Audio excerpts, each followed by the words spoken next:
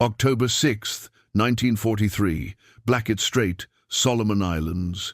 The sea is black as tar, moonlight swallowed by clouds. A Japanese destroyer, Amagiri, cuts through the dark at 30 knots. 400 feet of steel, engines pounding, wake glowing faintly in the phosphorescent Pacific. The crew smokes on deck, relaxed. The night is theirs, or so they think. Then, radar contact. 800 yards off the port bow. Something small, something fast.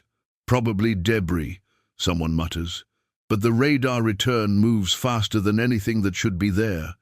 Suddenly, across the water, 3 streaks of white foam appear like claws tearing through the night. Torpedoes. And behind them, an 80-foot silhouette, charging head-on at 40 knots. The destroyer's guns open fire, but they're too slow. Within 90 seconds, the sea erupts. Explosions, screams, confusion. That night, everything the Imperial Japanese Navy believed about naval warfare was shattered, because the attackers weren't cruisers, they weren't submarines. They were patrol torpedo boats, plywood, gasoline, and raw American audacity. Small, expendable, and until now dismissed as nuisance weapons. But that night, the nuisance became a nightmare, and the age of big steel warships suddenly looked very old. The Japanese destroyers never expected it. They'd built for armor and artillery, not for speed, not for chaos. But at 40 knots, the rules of the sea no longer applied. When war came to the Pacific, America's shipyards were bursting with steel battleships, cruisers, destroyers. But none of those could fight the kind of war the islands demanded. The Navy needed something fast, something cheap, something that could fight in shallow waters and vanish before the enemy could react. So, engineers at Higgins Industries and Elko got to work. The result? A strange-looking 80-foot wooden boat that looked more like a speedboat than a war machine. It carried 4 torpedoes, a few machine guns, and a crew of just 12 men. The Navy called it the PT Patrol Torpedo Boat. The men who served on them called it something else, the plywood coffin. Early missions were disasters. The Mark 8 torpedoes misfired or ran too deep. Japanese destroyers spotted them too soon. And against armor plating, their wooden hulls splintered like matchsticks. Skeptics called them a publicity gimmick, something out of a Saturday matinee. Even within the Navy, destroyer captains joked, "Let the PT boys have their fun, they'll be gone before sunrise." But in Detroit, something was happening that would change all that. At Packard Motor Company, the same people who built engines for racing cars and P-51 Mustangs engineers were experimenting with a monster, a 12-cylinder marine engine capable of 1,350 horsepower. By mounting 3 of them side by side, the PT boat suddenly had a combined output of 4,050 horsepower. That's when plywood turned into a weapon. At full throttle, the new PTs could reach 41 knots, nearly 50 miles an hour on water. That was faster than any destroyer, faster than any Japanese escort ship, and fast enough to outrun even their own torpedoes. The Pacific had never seen anything like it. Now, the Americans had something that could strike at night, fade into darkness, and hit again before the enemy even knew what happened. But speed alone wasn't enough. To turn these fragile boats into destroyer killers, they needed new tactics, a new kind of warfare. That was coming next.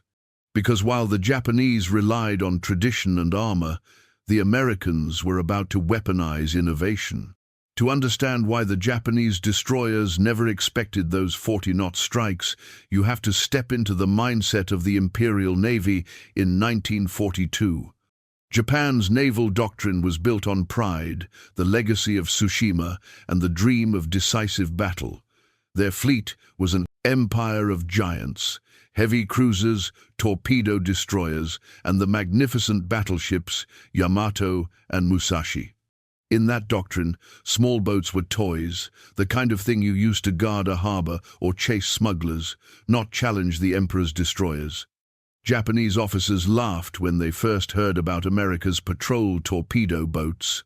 They called them mosquitoes, annoying but harmless. Reports described them as wooden boats with weak guns and unreliable torpedoes. "One hit," a Japanese captain joked, "and they will burn like kindling." It wasn't arrogance alone, it was calculation. Japanese destroyers could make 30 to 35 knots and carried armor, depth charges, and 5-inch guns. Their lookouts were trained to spot submarines, aircraft, or other destroyers, not 80-foot wooden ghosts running without lights in the middle of the night. Radar? Most Japanese ships didn't have it until late 1943, and even when they did, those early sets were blind to small, fast targets close to the water. So when PT boats began showing up in the Solomon Islands, Tokyo's intelligence reports downplayed the threat. Limited range, poor accuracy, little operational value. But what they didn't realize was that those wooden boats were evolving faster than anyone in the Pacific. The Americans learned. Every failed mission became a blueprint for the next ambush. Crews began coordinating their attacks in teams, one boat drawing fire, another circling wide for a torpedo strike. And by the time Japanese destroyers took notice, the PT squadrons had turned the night sea into a trap. The irony is cruel. Japan had built its war plan around one massive, decisive battle, but instead it was dying by 1,000 wooden cuts delivered at 40 knots under the cover of darkness. Speed was no longer just an advantage. It was a new kind of weapon, one Japan didn't even believe existed. Before the Pacific turned into a battlefield of speed, it began in the factories of Detroit. There, amid the roar of assembly lines and the smell of oil, America's automotive engineers were quietly rewriting the physics of naval warfare. The Packard Motor Car Company, best known for luxury automobiles, was tasked with building something no one had ever tried before, a high-performance aircraft-style engine that could survive salt water, combat vibration, and constant abuse at sea. The result was the Packard V-12 Marine engine. It was essentially the soul of an aircraft, adapted for water. Each 12-cylinder block produced 1,350 horsepower, and 3 of them together could hurl an 80-foot PT boat across open water at more than 40 knots. They were precise, temperamental, and beautiful, a mechanical symphony of raw power. But with that speed came danger. The boats ran on aviation-grade gasoline, highly explosive. A single tracer round could turn a PT into a floating fireball.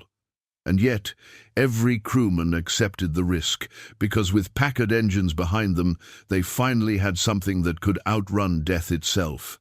One engineer described it this way: "We didn't just build engines, we built confidence." Every throttle push was a promise that our boys could get in and get out alive.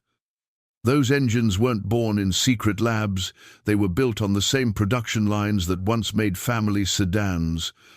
Detroit's factories became America's arsenal of velocity. Men who had never seen the ocean were now shaping the outcome of the Pacific War with wrenches, pistons, and innovation. When the first Packard-powered PT boats reached the Solomon Islands, the transformation was immediate. They could close distance, attack, and vanish before the Japanese destroyers could bring their guns around. And unlike the destroyers, which took years to build, these wooden boats could be produced in weeks, each powered by the heartbeat of American industry. It wasn't just an engine, it was a revolution, proof that technology, not tonnage, would define the new age of warfare. The Japanese still believed size equaled strength, but the men on those PT boats were about to prove that, in modern war, speed could kill. Speed alone couldn't win a naval war. It needed brains, coordination, and the kind of nerve that only came from men willing to fight within spitting distance of destroyers 10 times their size. That's where Lieutenant John D. Bulkley and his men came in. Bulkley, the kind of officer who preferred action over orders, commanded Motor Torpedo Boat Squadron 3 inches the Philippines. He was restless, daring, and unafraid to improvise. Under his leadership, PT boat crews developed a new kind of warfare the Japanese had never seen before: the slash attack. Instead of charging head-on like traditional torpedo craft, the boats attacked in sections 2 or 3 at a time, striking from different angles. One boat would race directly toward the destroyer, its wake lit by tracer fire, deliberately drawing attention. While the enemy's guns swung toward that decoy, the others looped around unseen, closing to within 1,000 yards, close enough to smell the smoke, and fired their torpedoes almost point-blank. The Japanese gunners were trained to fight symmetrical battles, predictable, ordered by the book. The PT crews fought like street brawlers. They darted, vanished, reappeared, and struck again. It was chaos, and chaos favored the fast. Some crews even used deception. They'd cut engines to drift silently within range, letting the destroyer's searchlights pass overhead before roaring back to life. Others used the glow of burning wrecks or the moon's reflection to mask their approach. The Japanese called it yokai-sen, the ghost ships. They couldn't track them, couldn't hit them, and couldn't understand how such small craft could strike so hard. By 1943, PT boat squadrons had mastered night operations. They trained to read the sea by starlight alone, to navigate using nothing but compass headings and instinct. They didn't fight with radar superiority, they fought with audacity. The combination of Packard power and these hit-and-run tactics made them unpredictable, the one thing the Imperial Navy hated most, because in naval warfare, predictability meant death. Every engagement became a knife fight in the dark, fought at speeds that made old doctrines worthless. The Japanese had built their empire on the idea that war was a chessboard, but the Americans had just thrown the chessboard into the sea, and soon those new tactics would meet their ultimate test in the narrow, haunted waters of Blackett Strait. October 6, 1943. The Solomon Islands are a graveyard of ships. Locals call it Iron Bottom Sound, a name earned from the wrecks that litter its floor. That night, 4 American PT boats, PT-59, PT-157, PT-162, and PT-170 waited in ambush. Their mission: intercept Japanese destroyers running supplies down the Tokyo Express, the high-speed nighttime convoys that kept Japan's island garrisons alive. The sea was pitch black. Engines idled at low speed, barely whispering. Crews crouched at their guns, eyes straining for movement.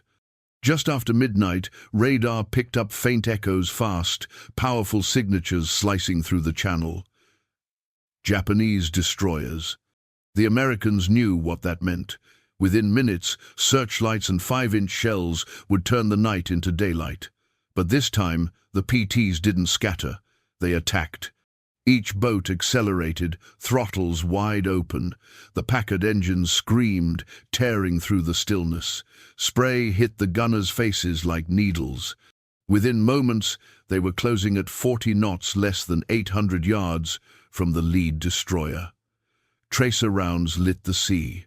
The Japanese gunners fired blind, their shells splashing wildly behind the speeding boats. Then came the counterstrike. At 1,000 yards, PT-170 loosed its torpedoes, a spread of 4, slicing white wakes through the darkness. Seconds later, PT-162 joined in. 2 more torpedoes raced toward the target. A flash, then a thunderclap. One torpedo struck home amidships. The Japanese destroyer Yugure, 2,090 tons of steel, lifted from the water, broke apart, and began to sink. 26 minutes. That's all it took. For the first time, wooden boats had destroyed a fully armed Imperial destroyer in open combat. Radio silence filled the air. No one spoke for a full minute. Then someone broke it. "We got one. We actually got one. What had been dismissed as nuisance craft had just pulled off what cruisers and aircraft had failed to do for months. The victory stunned the Japanese High Command. Reports came back, calling it impossible. How could boats built of wood and gasoline outfight destroyers forged from the best steel in Japan? The answer was simple: speed, coordination, and nerve. But the consequences went deeper. Because from that night onward, every Japanese destroyer captain entering the Solomon Islands knew that the real danger didn't come from the air or from beneath the waves. It came from the black horizon, where 3 faint wakes might suddenly appear and vanish just as fast. That fear would soon change the entire rhythm of Japan's Pacific operations. By late 1943, the once proud Tokyo Express was running on dread. For nearly 2 years, Japanese destroyers had ruled the nighttime sea lanes between Rabaul and the Solomon Islands. They raced troops and supplies down the slot, using speed and darkness to outmaneuver Allied air power. But now, the hunters were being hunted. Every night, the sound of distant engines, faint, high-pitched, and unnatural, sent shivers through the watch crews of Japanese ships. 3 Packard engines, screaming at full throttle, were unmistakable. It was the sound of death on the water. At first, captains believed it was coincidence, bad luck, ambush, maybe radar error. But as more destroyers took damage, patterns emerged. Convoys that once made 6 or 7 runs a week were now cut to 2. Morale plummeted. In war diaries later recovered, Japanese officers wrote about untraceable enemy craft that appeared without warning and vanished like ghosts. Lookouts fired blindly into the night, sometimes hitting nothing but their own wakes. Some captains even began to refuse assignments through the slot, quietly claiming mechanical trouble to avoid the midnight gauntlet. Others ordered engines to half speed, hoping to listen for approaching PTs, a fatal mistake that made them easier targets for torpedo ambushes. The Imperial Navy, once the most disciplined force in the Pacific, was slipping into fear and superstition. One destroyer's log entry captured it best: "We fear not the great ships of America, but the small ones we cannot see." By the end of 1943, Japanese fleet commanders had begun diverting supply missions to slower, smaller barges, anything to avoid the narrow straits where PT squadrons roamed. But that retreat came at a heavy cost. Cut off from fuel, food, and ammunition, Japanese island garrisons began to starve. What the PT boats couldn't destroy outright, they strangled through isolation. And behind it all was the simplest equation in warfare. One American PT boat cost a few $1,000s and 12 men. One Japanese destroyer cost millions and a full crew of 200. The math no longer favored the empire. The wooden boats had changed the balance of power not through firepower but through fear. And as the Pacific tightened around Japan's supply lines, a new realization dawned: the most dangerous enemy wasn't always the biggest. It was the one that refused to fight by the old rules. In war, every weapon tells a story, not just of courage, but of arithmetic. And in that cold arithmetic, America had solved an equation Japan never could. A single Japanese destroyer took nearly 2 years to build. It required thousands of tons of steel, precision machinery, and a full naval shipyard. A single American PT boat took just 60 days. No dry dock, no armor plate, just plywood, screws, and horsepower. 70 PT boats could be built for the cost of one Japanese destroyer. It was industrial warfare reduced to its purest form: speed, simplicity, and scale. While Japanese shipyards clung to tradition, America treated war like an assembly line. Factories in Bayonne, New Jersey, and Bay City, Michigan churned out Elko and Higgins PT hulls around the clock. Each one identical, interchangeable, ready to be shipped to the Pacific in sections and reassembled by crews who sometimes hadn't even seen the ocean before. The miracle wasn't in the boats themselves, it was in the system that birthed them. Every part could be replaced, every engine swapped, every loss replaced faster than the enemy could recover. The Japanese Empire measured strength in tonnage, America measured it in throughput. For the Imperial Navy, every lost destroyer was a national wound. For the U.S. Navy, every lost PT boat was a line item, and by the next month, 3 more would arrive to take its place. That imbalance became a silent weapon all its own. Because even when a PT was sunk, its impact lingered in the fear it caused, in the ships it delayed, in the fuel it forced Japan to burn just to move at night. Japan had built a war machine of precision. America had built a war machine of abundance.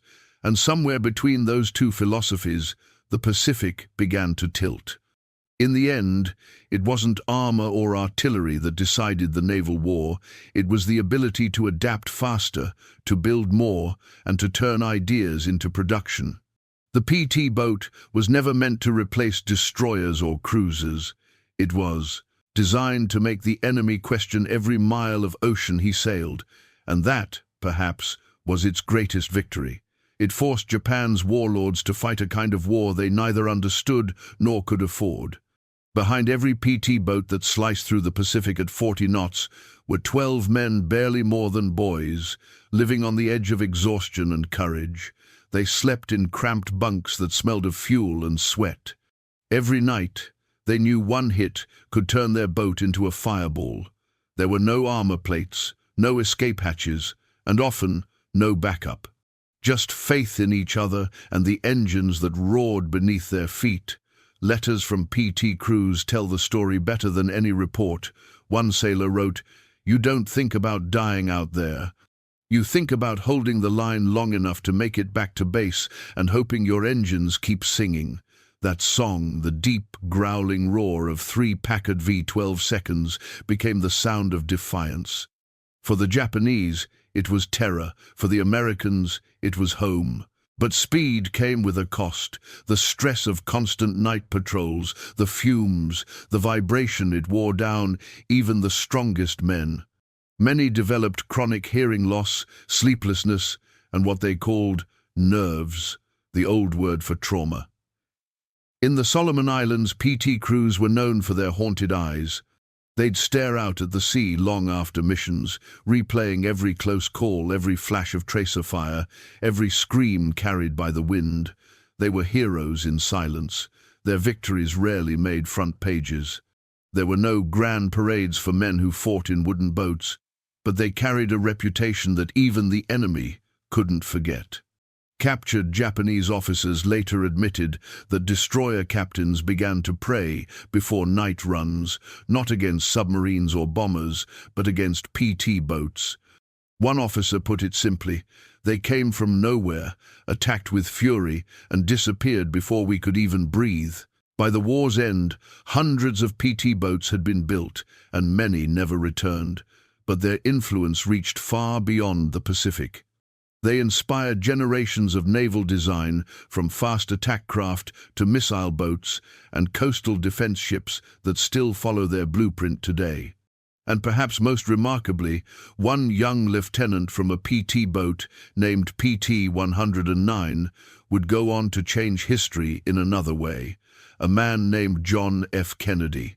He, too, learned what those boats taught everyone who ever sailed them, that courage isn't about armor or numbers, it's about facing the dark with speed, wit, and willpower, and never backing down. The story of the PT boats isn't just a story of engines or torpedoes, it's a story of imagination of men who looked at the Pacific and refused to play by its rules. The Japanese destroyers believed size was destiny. The Americans believed destiny could be built out of plywood and horsepower. And in that clash of belief, the unthinkable happened. The world's most powerful navy was humbled not by greater guns or thicker armor, but by boats small enough to fit inside its own gun barrels. The Imperial Japanese Navy never truly recovered from the psychological blow, because once fear enters doctrine, it never leaves. The PT boats proved something timeless. In warfare and in history, victory belongs not to the biggest, but to the fastest to adapt. When the last PT boat returned to harbor and its engines finally went silent, its legacy was already written across the waves. A reminder that courage, ingenuity, and speed can turn the tide of even the largest war, and that sometimes the smallest boats leave the deepest wakes.